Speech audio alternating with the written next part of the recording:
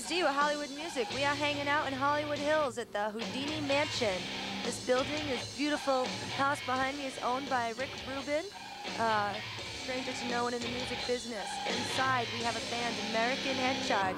They are actually recording and laying down tracks as we speak. As soon as they take a break, we're going to sit down with them and we're going to find out a little bit about them and their experiences here at the Houdini Mansion. Stay tuned. Is that thing on? Is that thing on? You stop filming. So what about this hidden track you were going to put in on the DVD? Oh, it's all about Fiddleman. Hey, what's up? This is Dee with Hollywood Music. We are kicking it, chillin' up at the Houdini Mansion, owned by Rick Rubin. We are hanging with a fabulous band that you need to know about and we're here to find out about, and they are called American Head Charge. To my right, I have Cameron on vocals. How you doing tonight? I'm good. Good to hear that. And to my left, we have Chad on bass. Yep, how you doing? So you guys are in the middle of recording an album right now. You've been working hard all day. You've just taken a few minutes to hang out with us. We appreciate that very much. All right. Yeah. You guys beat down like damn dogs or what? Yeah. It's actually this is good for us. We need a little press, a little exposure. Nobody knows about us, so it's actually we appreciate you guys coming out here. So.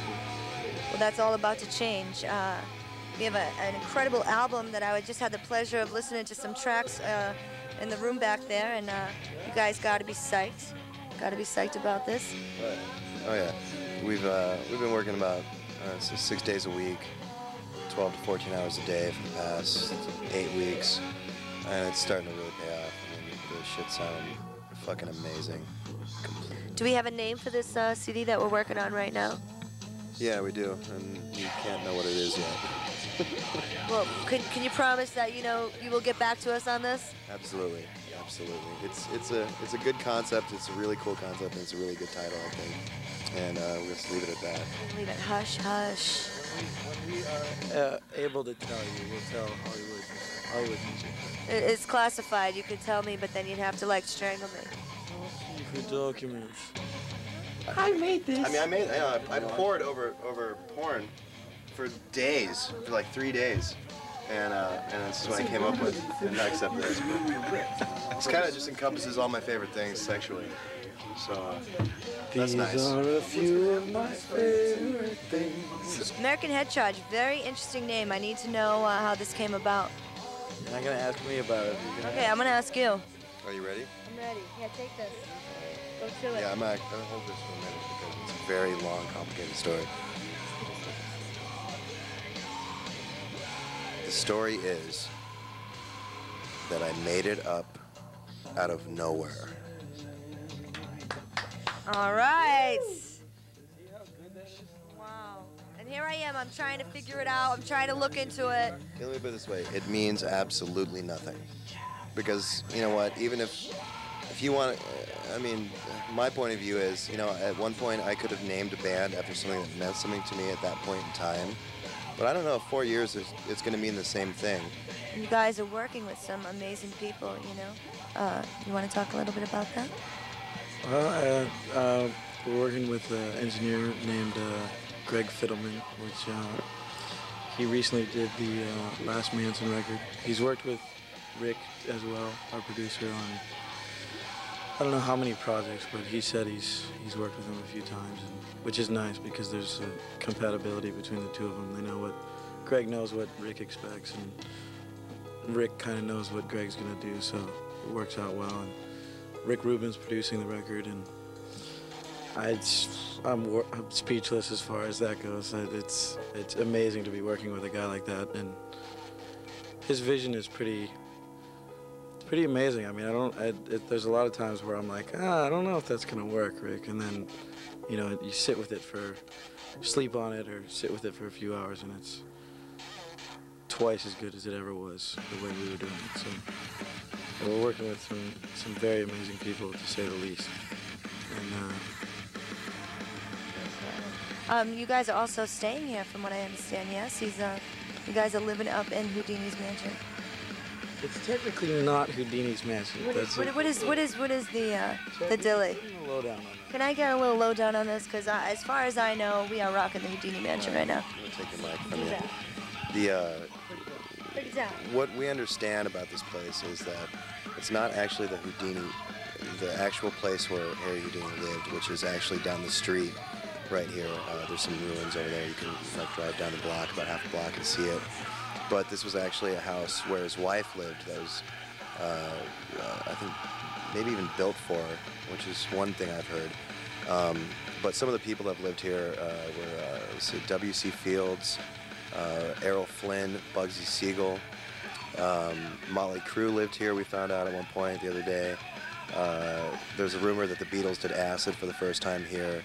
Jimi Hendrix stayed here at one point. Recent musical history, you know, going from the Peppers, you know, Manson was just here.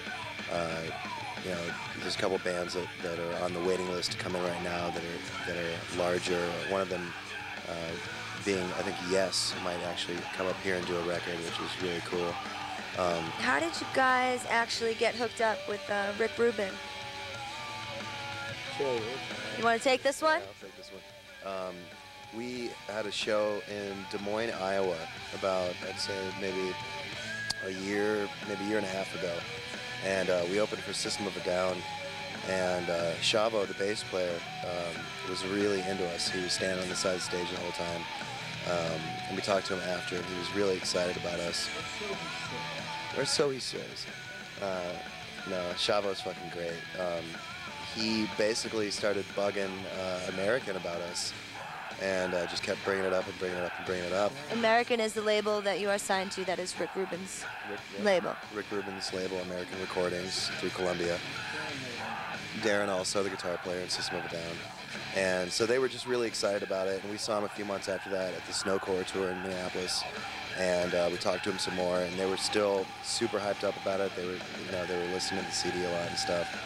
And eventually they just got, they bugged, I guess, American enough to where the A&R guy, Dino, you know, flew out and saw us do a show. And then first he came out and saw us do a rehearsal, and we kind of started the relationship from there. And he came out and see us do a show, and then everything just kind of went like that, you know. And 2 months later, you know, we were getting ready to pack up and move out to La La Land. So here we are. And you guys are out of Minneapolis? Yeah. All right. How did you guys come together? You're a 7-piece band, yes? Yeah, it hasn't always been 7-piece. We kind of, Chad and I write everything musically, or almost everything musically. And, we met probably 6 years ago in a treatment facility because we both had some fairly, I don't know if I'd go as far as say severe, but we had, severe. I'm talking to severe. I'm trying to downplay it a little bit here, come on. We were really, really, really good people at the time. And no, we were bad, and they had to send us away for a while, and at the time, I wasn't doing anything musically. I mean, I kind of fucked around slightly on the guitar, but I really had no direction as to... I had no idea that I was going to be in a band or do anything of that sort. So music chose you? Kind of, I guess. I mean, Chad chose me, I guess. He was like,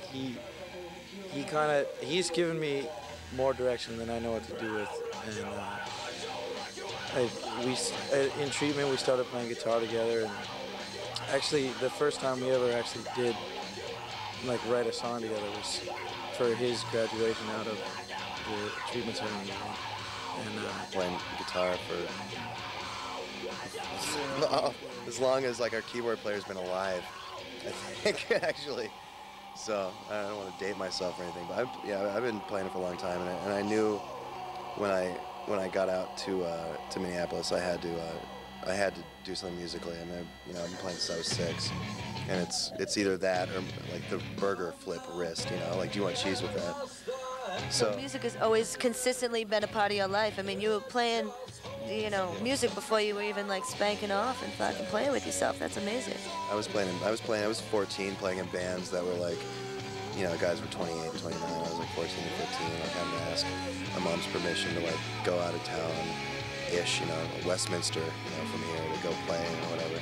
But I knew when I got out there, I had to do something because I was just getting off some really hard drugs, and that was kind of like the hole I needed to fill. And I just kind of asked him that one day. I was like, you know, you think you could sing? He's like, yeah, I can do it. You know, and like you said, it kind of fate just brought us back together. And I mean, me and him kind of culminating what it is now has been 6 years, but the actual band being what it is today has really only been no more than 2 years. What it is now. And I mean, even the material we're doing now, because we spent a good probably 2 years doing stuff that was no good. I mean, it was just not where you wanted to be. Not that it was no good, but it wasn't at the level where you wanted it to be, and it obviously is now because it sounds fucking killer, if I do say so. As far as the songwriting goes, do you usually do it like a certain way? Does it each song happen differently? Do you go riff, melody? How do you? What's the most natural way that songs develop with you guys? There's a bunch of different ways, actually. I mean, it can go from, you know, Cameron's got a riff on guitar, or I've got a riff on guitar. And usually it's just, you know, somebody starts, one of us starts it, you know, and so, you know, we walk up to each other and I'm like, hey, Cameron, I got this riff. You know, we kind of play it, and he goes, well, I got this other riff. You know, we kind of piece it together like that, and then I'll go like, oh, I've got these lyrics. And it's like, I got these lyrics, you know. We kind of put it together, and it's a definite puzzle and a partnership.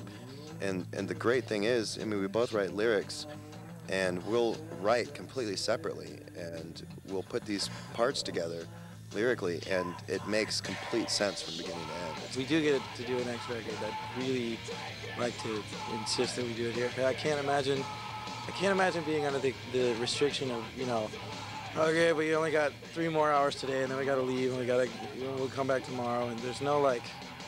It's got to be fluid. It's got to be, okay, now's the right time to do it. And oh, I don't feel like I can do this part right now. Okay, whatever. Okay, go watch TV.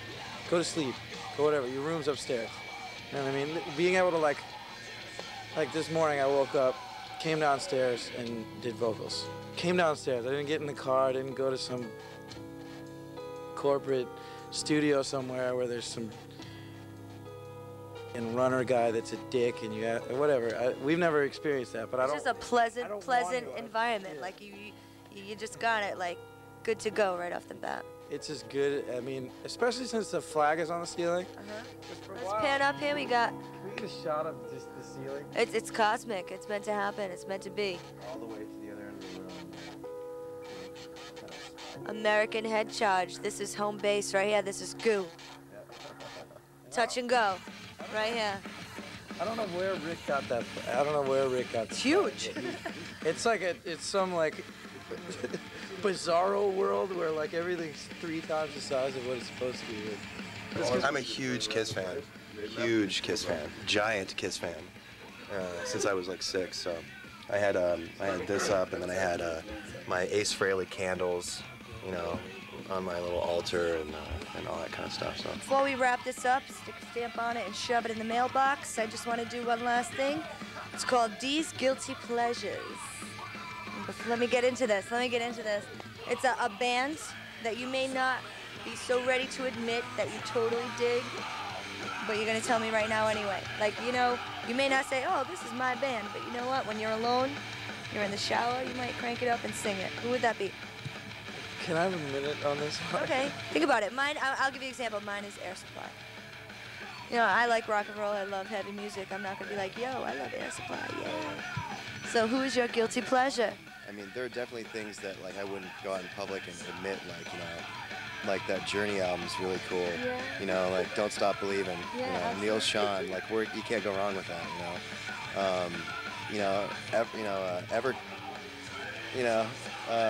Everclear. You know? I'll give you my guilty pleasure. It's not even, and I can't even fucking explain it. You know, it's Limp Bizkit. I mean, I'd have to agree with you, but I'm gonna go against your whole little thing that you have going on here in saying this. If it's music and I'll listen to it, I don't feel guilty about it. Oh, that's cool. Hey, no need to get like that. I just thought, you know, Maybe you like a little Frank Sinatra. Maybe you fucking rock out to Anne Murray. We don't know. We want to know. I'd be you an know? asshole to feel guilty about listening to Frank Sinatra. Any of that. Whoa, Anne Murray? No, I wouldn't listen to that. Kenny Loggins. I mean, come on. There's that. Yeah, is there anything that like would surprise us? That's all. Guilty pleasure. Something that would surprise us. That, you know, a front man of a heavy, fucking crazy band is into. Just that's all I'm trying to get at here. What's the? There's some sort of musical. I can't remember the name of it, but I'm not quick enough. He likes polka. Square dancing. Okay, we're gonna wrap this up. We are here at Houdini Mansion, or so we think it is, chilling with Cameron. Chad. And these boys are about to rock it live to you. Coming soon to a fucking music store near you. Be ready for the CD. Is that thing on? Is that thing on? Will you stop filming?